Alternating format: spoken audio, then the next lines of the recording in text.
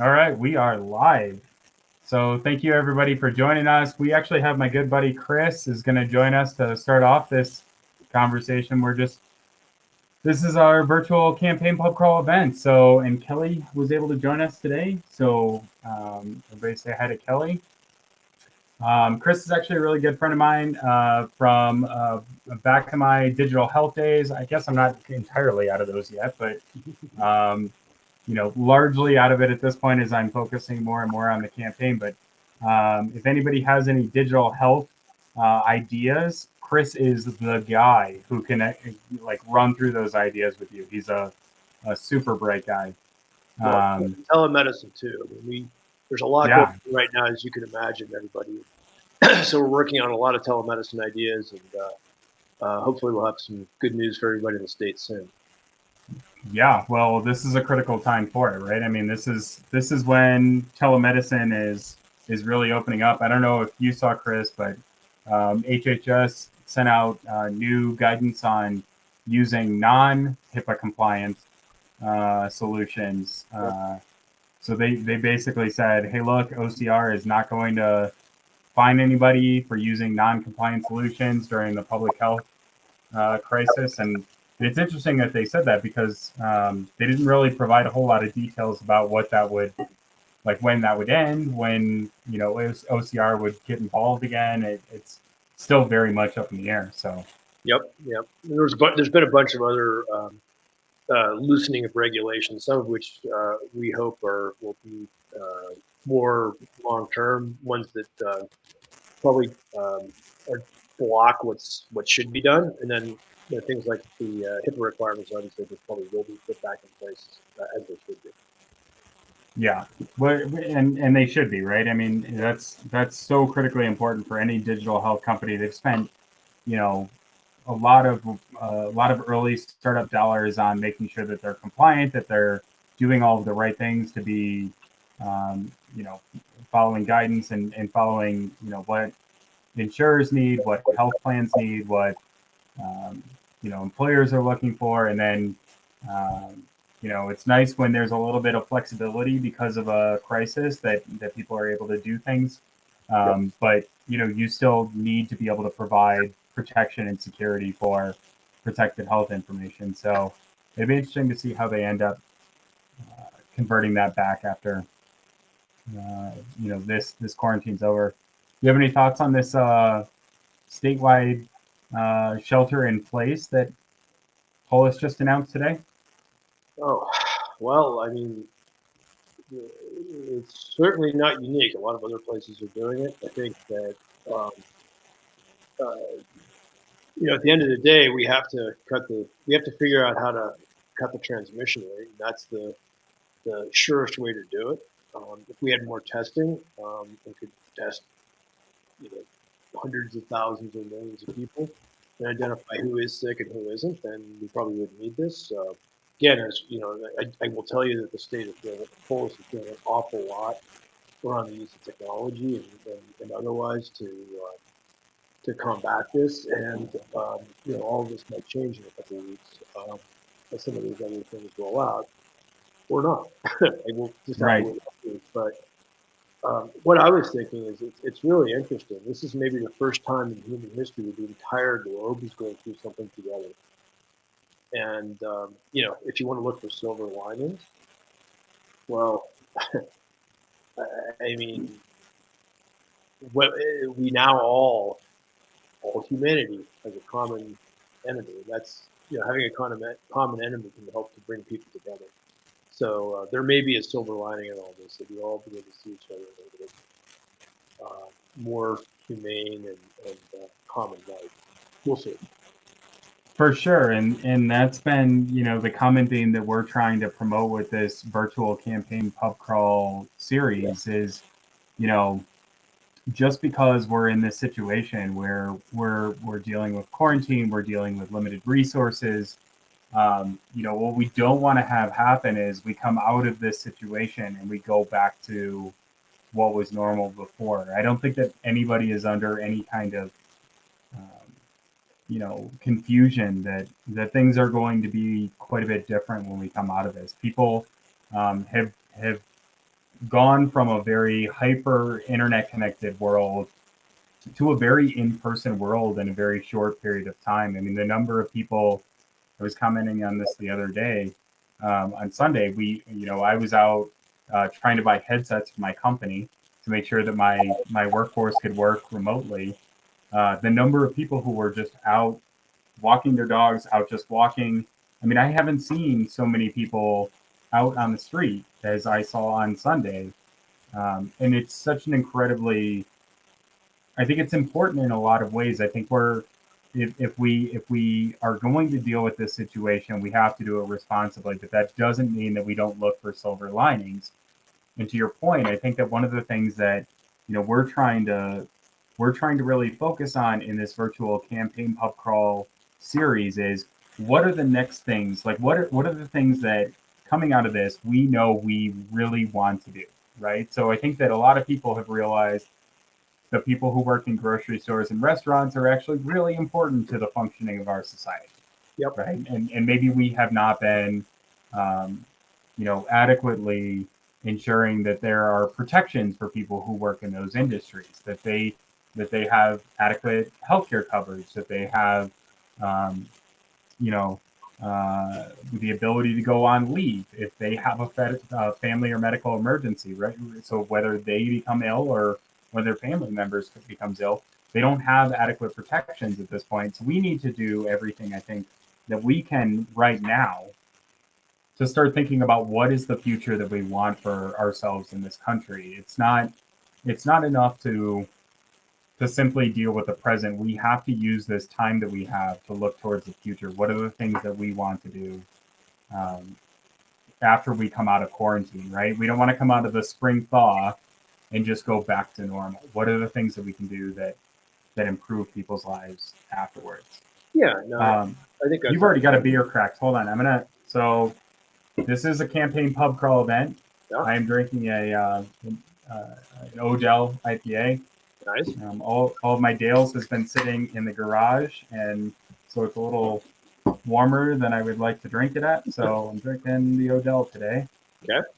But cheers to everybody who's out there. Thank you so much for joining us. Kelly? You guys have any questions, feel free to comment. We'll get the comments open on here so that we can see people's comments. You can comment on Facebook and on YouTube at this point. We did add YouTube. And as you can see, we now have video, which we did not have last week because I did this. Hold on. I put up this, which even though it's a PNG, which oftentimes has transparency in the background, this one has a white background, which blocked out the view, which is why nobody could see me last week or on Monday. So, technology problems, we run into them everywhere. They're fun. Yep. So meantime, let's do a meme. Can we do a meme? Do you have one? Chris, do you have a meme? Like any of the quarantine memes, like any of the things that people are doing on like Facebook and Twitter? What are the fun things? What are the cool kids doing? I don't get to do the cool kids thing. Oh, yeah, there was a good one. You're asking the least cool kid on the planet for that. Let me see. What was the... You came up with a good one on Monday. Every now and then I'm good for something. Okay, let me look. I'll take a look here.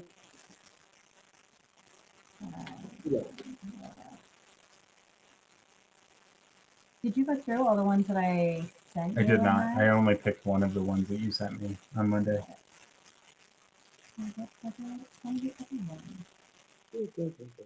On the fun side of things, I have now finally been able to leave my office. Chris, are you guys fully remote? Well, yes, except for as you're eating in your office. I'm eating in my new home office. Our friend Andy. So yep. Since everybody else has left the office, he's decided now that's the time for him to go into the office. Mm-hmm. Yeah, he has a 5-year-old and a 2-year-old at home, and I'm sure you can appreciate what that would be like. Or maybe you can't quite yet. You can visualize it. One of these days, you will perhaps experience it for yourself. No. No, Won't be okay. a thing. Well, at any rate, I can just tell you that working at home with small children is challenging. And so Andy's decided, since no one else is in the entire building, it's safe for him to go there. Yeah. Well, I have another. I have the owner of my company, the majority owner of my company. Um, he lives like 3 blocks away from the office. He owns the building that the company is in. So he basically has like staked out the office as like his space, um, which makes perfect sense, in a lot of different ways. But um, he was like, oh no, I work so much better in the office. I'm just going to work in the office. So everybody else needs to leave. Actually, I thought of a really great thing. Can you recount that? I think this is like words of wisdom. So we're gonna add a new segment, Okay. and this is gonna be for campaign pub crawl events going forward. We've got a new segment. Okay.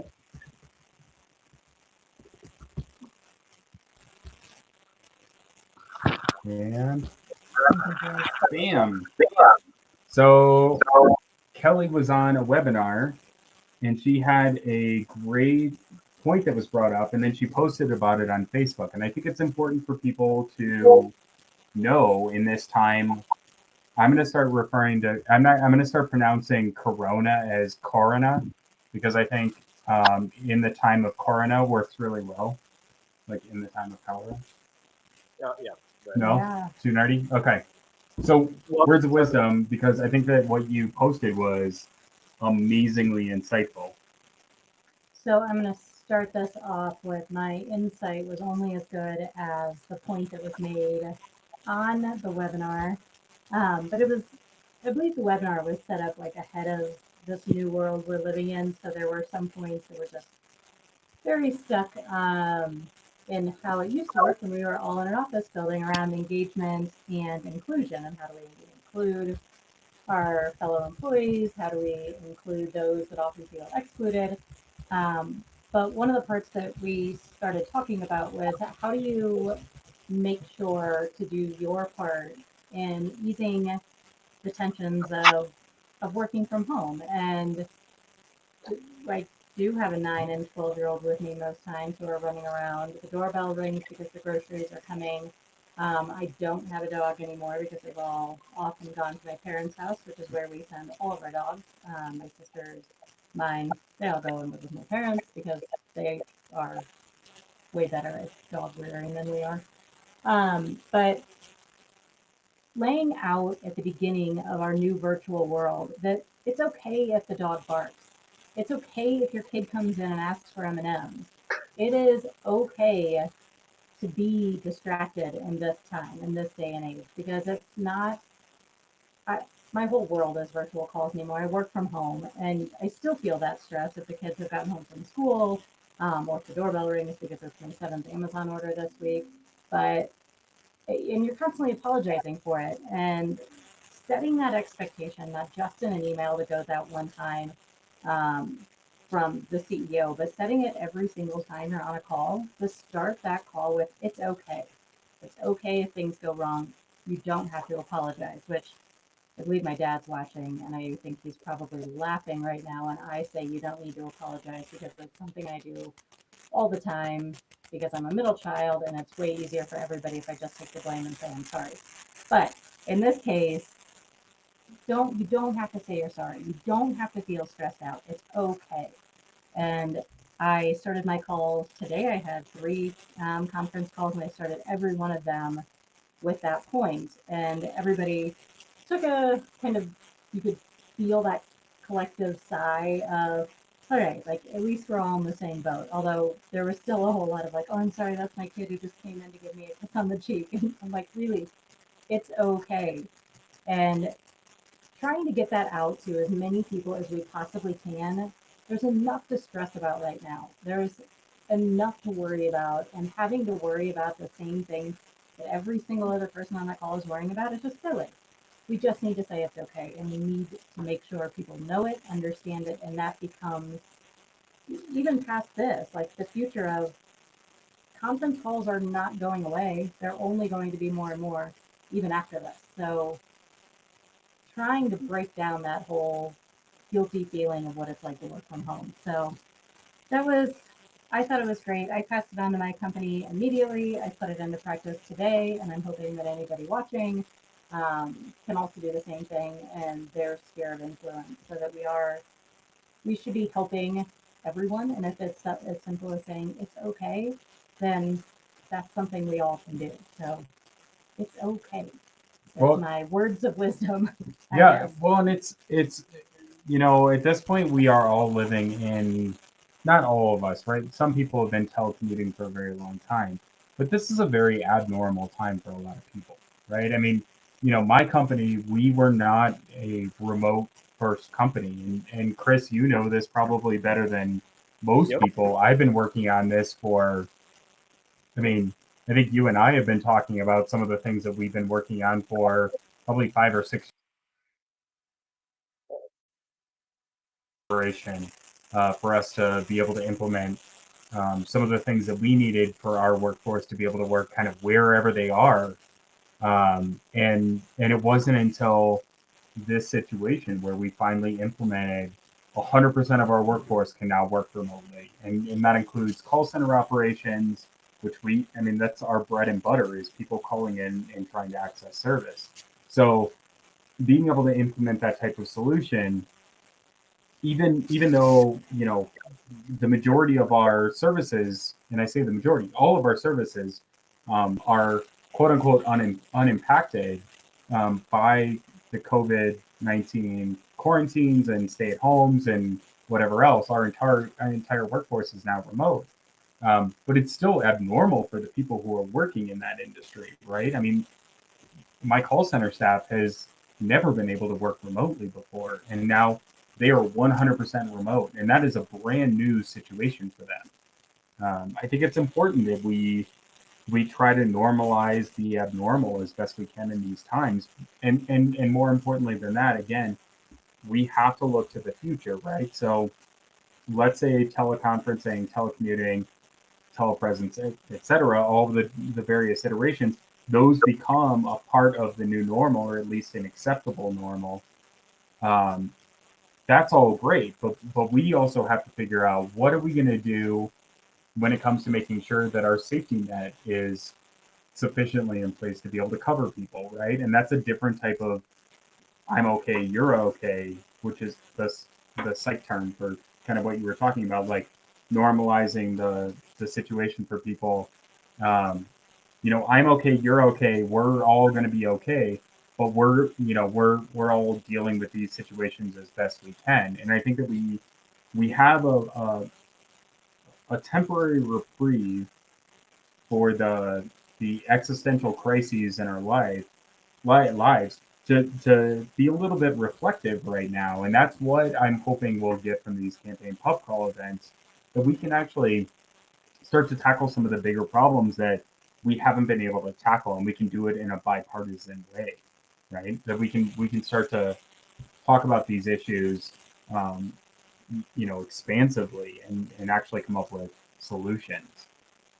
Because if I get elected, when I get elected, I have to have solutions. And what's true is that I've got some ideas, but this campaign has never been about telling people what the answer to problems are.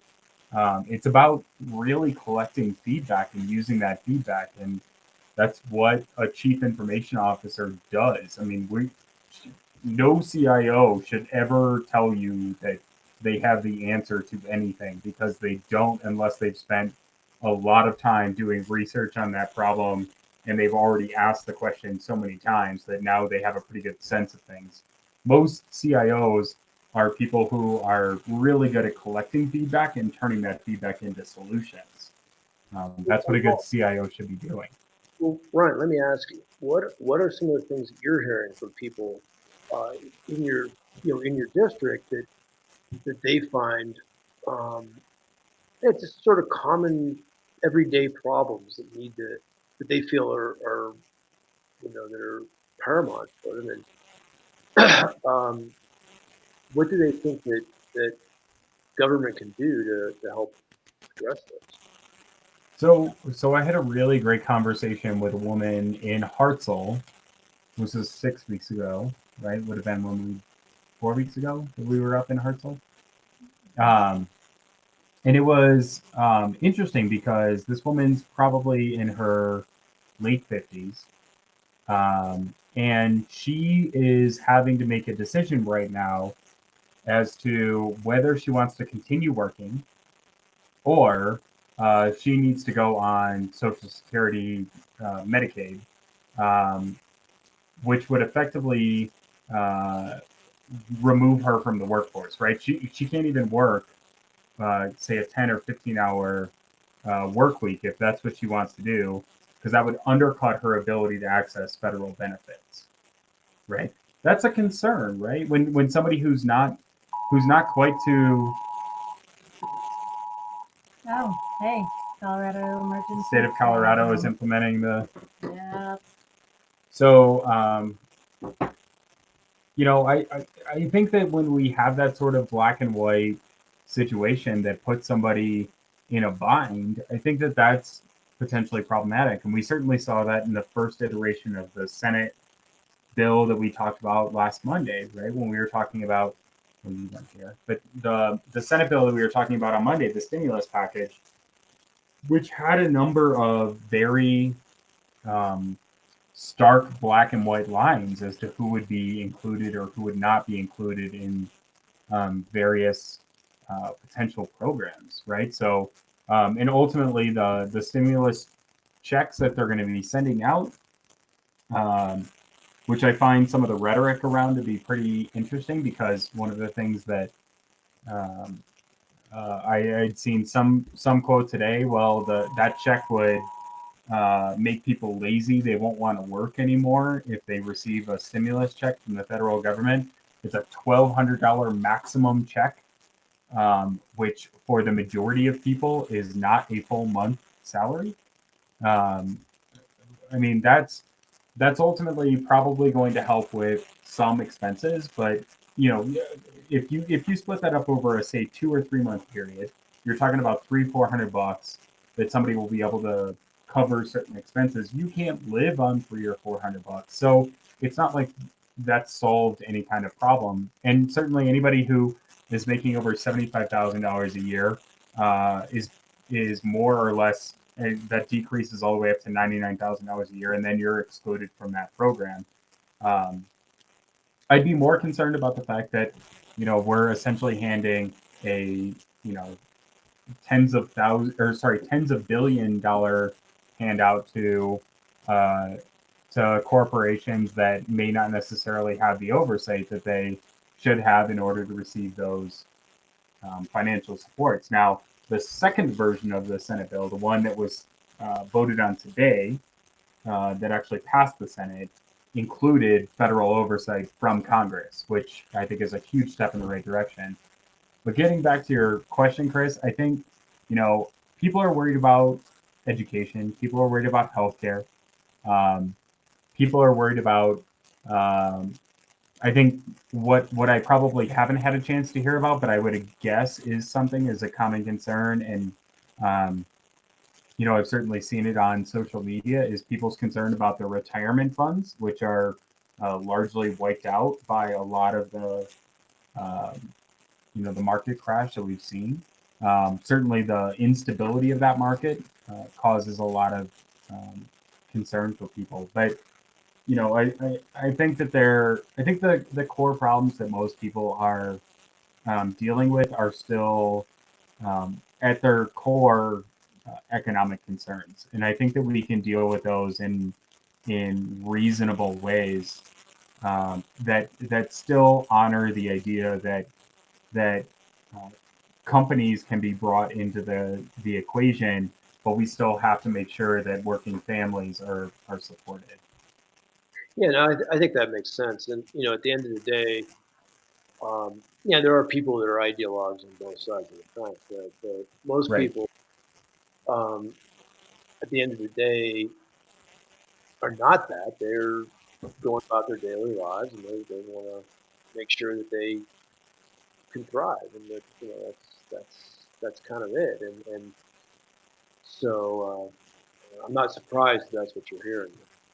Yeah. Well, and right now it's a presidential election year, so all the buzzwords are really. When you ask someone now, like, what keeps you up at night?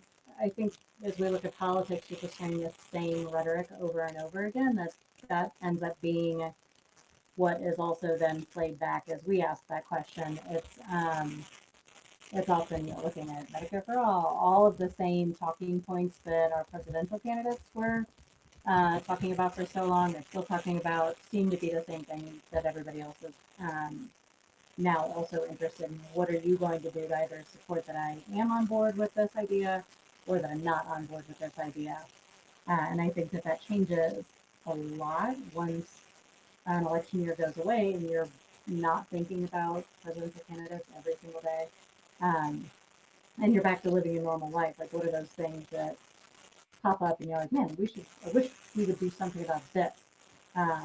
Those seem to have just disappeared, I feel like, in this year as we asked that question. Yeah. Yeah. Well, I mean, I think it's the presidential election is certainly a consideration. I think what's also true here in Colorado, the Senate election is incredibly important. I've been, as a part of our process because, um, our signature collection to access the ballot through petitions was basically made uh, ineffective by COVID-19. We ended our petition process entirely, which was unfortunate because it was such a great way to actually go out and meet people and talk to people and get, you know, understand their issues. I really love that sort of field work, right? Like really meeting people, at their homes and just talking to them about what they're interested in. But um, we had to cancel that entire process because we had volunteers who were in the immunocompromised or had family members who were immunocompromised or weren't necessarily the people that you wanted potentially exposing themselves to 100 people in a day. So handing that pen back and forth every time. Handing the pen back and forth and handing the, yeah, right. Just it wasn't safe. So we had to cancel all of our petition collection, and now we're going through the assembly route. So that means that I'm calling delegates, and this is the unfortunate part of the process. So as opposed to trying to talk to everybody, now I'm trying to talk to a very small portion of the population, right? So we're talking about a subsection of the Democratic Party, which is already a subsection. But we're kind of talking through some of these issues and trying to, understand what we're going to do next in terms of campaigning. And I think it's a tough place to be because, you want to be, I want to be as conscientious of what people are going through, in their daily and personal lives. And certainly we have our own experiences that we're going through, but I want to be conscientious of what people are going through and not interrupt their lives, as much as I possibly can. But it's a tough spot to be because we also have a very finite timeline for when elections happen, right? So this Saturday is when 3 of the major counties in my congressional district make decisions about who they want to represent them as a Democrat. And my only option to really reach out to people is email and phone. So I have to make phone calls and I have to send out emails. That's my only real option to reach those people. In the middle of dealing with everything else, and everybody else is dealing with everything else, and it's just almost. And we had talked about this when talking about the issues. Everybody's so focused right now on just survival, whether it's actual physical survival or if it's financial survival. That people are still interested, and I've heard some of your calls, and it seems like people are still engaging. But once you get past how are you going to deal with COVID, it's almost like people have become so distracted from anything else that matters right now, and they're solely focused on making sure their family's okay. And it changes the conversation. It changed the process immensely. and having to now handle the new process while making sure that your employees are home and have the ability to be able to telecommute, all the other things that are going on, that time to really sit down and talk and engage has sort of disappeared. And that that is unfortunate for so many reasons. Yeah, I mean, I Yeah. think what's happened, even for at the presidential level, quite frankly. Um, Yeah. I mean, over the last, and that changes day by day. But yeah, um, that's absolutely right. For those of us, if you want something to take your mind off COVID, the type of news you're going to look at is probably not campaign finance. It's going to be like what I do, which is looking at the fact that tomorrow morning, Jupiter, Mars, and Saturn are all going to be lined up right next to each other in the pre-dawn sky, and you'll be able to see them in a way that you can almost never see them ever. We'll have to get Is out that more and true? see Really? that. Wait, what time is that supposed to happen? Yeah, it's like 90 minutes before dawn. Okay. I have the Stargazer app. I'm sure you have it as well. So I will Check that out. actually, I'll probably check that out because I'll probably be up at that time anyway. So, I Exactly. probably won't. Very little that gets me up before dawn. does anybody else have anything that they want to jump in with? I mean, we're kind of open on this one. It wasn't like last week. Okay, wait, and that's okay right now. We have to focus on what's important. Yes, 100%. this is my mother-in-law who's commenting. She's fantastic. She's a former educator, and we were actually a couple of nights ago. We were talking about one of the things that I posted on Facebook about potentially leveraging people who have some free time in their days, who are professionals who work in industries and might be able to give up some of their time to be able to support students who want to just learn about something different from what the core education that they're they may have access to at school. And Even then, just as a mother of an elementary and middle schooler, having anybody teach them anything. My life is not on hold right now. I telecommute. It's the school that's taught online, or a boot camp taught online. So I need anybody. And my mom is the one that I'm always like, if you're a sandwich in front of them, tell them to eat their sandwich, and call her grandma to get through their work because I've got to get on to the next 7 conference calls. So just anybody helping teach anything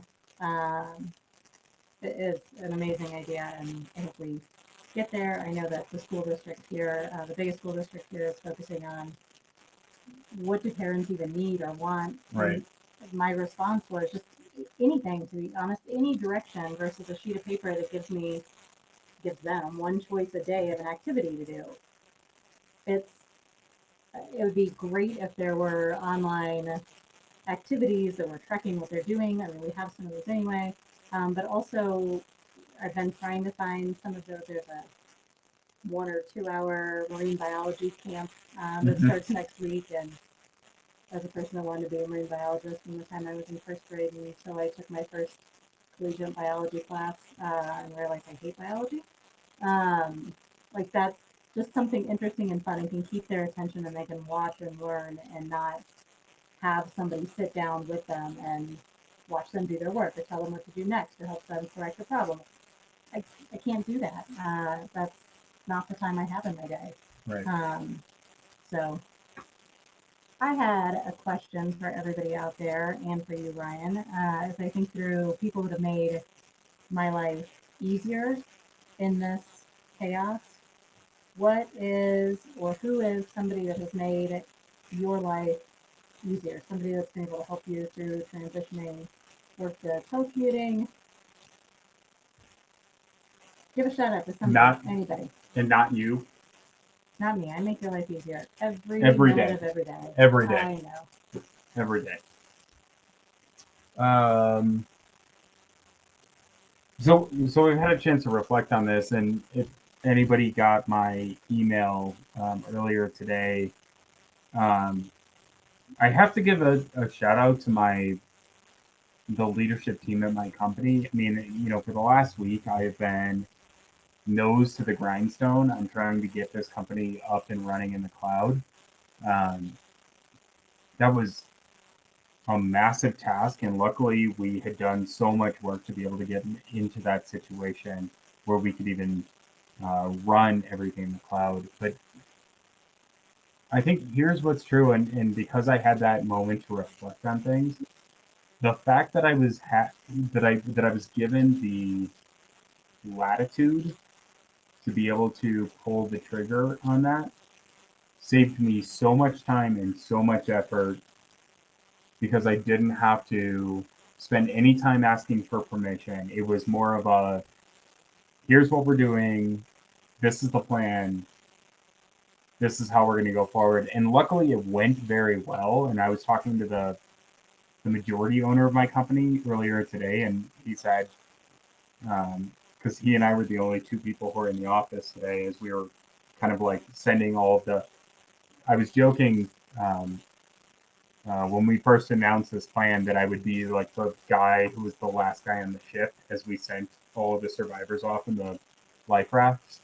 And that was essentially what today was we're sending all the life rafts, everybody's out doing their thing, and this was my kind of chance to kind of finish things up in the office, and then tomorrow I won't be in the office. I'll be sheltering in place just like everyone else. So I think that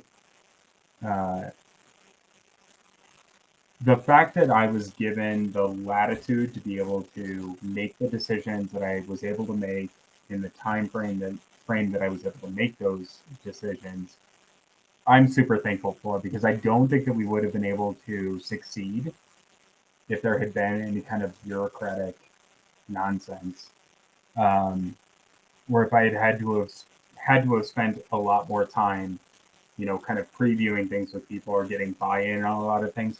But we really were able to kind of say, this is what we're going with. How can I make this work for you as best I can? Which is a very, I mean, besides the fact that I think I probably would have still been working on that problem instead of being done with it on Tuesday, I don't know that we would have been able to get it done. So I think that would be, besides you, would be the person that I would give a shout out to would be the leadership team at my company right now. They were incredibly helpful in being able to get this taken care of as quickly as possible, so I could get back to focusing on the dailies of my job and being able to focus on the campaign. Have you sent them a shout out? I just did. You don't know that they're on there. You should do that. What about you? My mom. My mom always makes my life easier. And having her there to be able to say, just call your grandma, has been, it took so much stress off me. So I thank her very much. I know she's watching, she's commenting, and even that comment, Mom, also takes that stress off, that it's a difficult time and school at home is different, and you're there to help the kids learn. Plus, I know that I'm then able to give you access and video calls to the kids, so I'm making your life better too, because I don't know how you and Papa are handling not being able to interact with the boys. And then apparently Will stood you up last night to play virtual Yahtzee, so No. I know, little preteen sport. We'll make sure we do that this weekend. But thank you, Mom, for always making my life easy, but definitely in this time. So, Mom. Okay. I know that I gave it that shout out. Yeah. You have to do that too later, 15. I will. All right, so we got like 5 minutes left. Just to kind of get into the wrap up mode, this is an incredibly important time right now for this campaign, because this is our first major hurdle.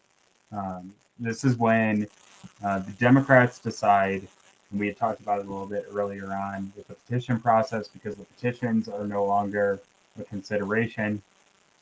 um, you know, on Saturday, basically, the Democrats decide whether or not I'm a candidate that they want to represent them in this electoral process. It's going to be incredibly important. We're going to be releasing a video. I think it'll probably get posted tomorrow. I'll be talking to Miguel, and if you haven't met Miguel, Miguel's great. Miguel's my right hand man on this campaign. He's been fantastic. He has been working on this video. It's actually it's pretty cool. Yesterday, I negotiated for a soundtrack over Twitter, which was great. Um, it was I reached out to a composer for a song that I really liked. Within a matter of maybe 20 minutes, we negotiated including his song on our soundtrack for that video. So it's a 3.5 minute video, three and a half minute video. So that is the video that everybody who goes to the CD5 assembly will get. We'll also be posting it on this YouTube channel. If you're watching this on YouTube, we'll post it on Facebook just so that people can see it ahead of the CD5 and the county assemblies. But I mean, this is the time when, Democrats decide how they want to go forward. And quite frankly, they have a few options for how they could go forward. And they could decide to include somebody like myself and somebody who is more progressive than me. They could decide to include, somebody who's they could decide to include somebody who's younger than me or two people who are older than me. I think at this point they could include any of 4 white people because I think we only have white people running in CD5, so that's not really a consideration. There are very serious considerations that have to be taken into account in this, and for any candidate to make it through this next threshold, they have to have 30% of the vote, and it's going to be important that we make that threshold. Otherwise, we're So- just done. We're done. Right. So, because I never thought of myself politically aloof, but still had zero idea how this caucus and assembly works, and you say the Democrats, I would hear that as the powers that be that are Democrats, but the powers that be are us, people that are registered Democrats, newly registered Democrats. My entire family are all newly registered Democrats. We vote. There are almost 600 in El Paso County that will vote to either for Ryan or for one of the other candidates. Or actually uncommitted, I think was one of the Uncommitted. options too. Was my second option actually, is uncommitted. So it's Ryan or bust in my mind. But that's how the process works. So when he says the Democrats will decide, it's all of the registered Democrats that took part in the caucus process, became delegates, and are now going to our newly developed virtual assembly to vote on Ryan. Yeah, and they're not even voting on Ryan in the county assembly, right? So they become delegates to the CD5 assembly, at which point at the CD5 assembly is when they actually vote. But the people who get decided as delegates, it's important to know where they stand before they go to the CD5 assembly, just like it's important to know where delegates stand in the caucus process before they go to the county assembly, before they go to the state assembly. I mean, it's many layers of decisions that have to be made, and it's not simple at all.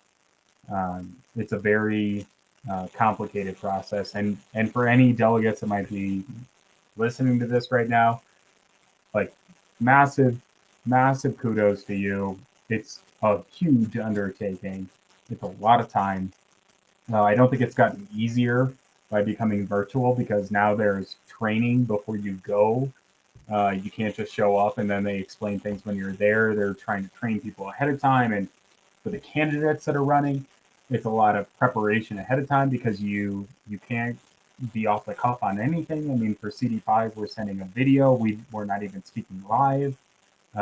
You just have to prepare a little bit more than you would normally. And in this process, which is really about, kind of giving voice to people, now requires so much preparation that I wonder if it doesn't call into question the way that we do things. But regardless, that's the way that we're doing things right now. So if any of you are delegates, I hope that you'll reach out and contact the campaign. I've been trying to call delegates. I think I made it through. Uh, some of the list today I'll be making through, more of the list tomorrow. I sent an email earlier today. I hope you read that. But feel free to reach out. I'd love to talk to you. I'm mostly going to get voicemails, so feel free to give us a call at any point in time. We're happy to talk to you about whatever issues you want to talk about. This campaign is about listening. It's not about telling. These events are not supposed to be one way. They're supposed to be two ways. So I hope that more people will get involved in these virtual campaign pub crawl events since we can't have these live. Let's figure out what we want to do once we come out of this stay at home, this quarantine, this COVID-19 emergency. What do we want for our country in the future? If we can figure that out, then I think we can do really good things and we can defeat Doug Lamborn. So thank you so much for tuning in. I appreciate it. Thank you, Kelly, for joining me. It's always nice. Nice having you home and get to do these things with you. And you all have a great night.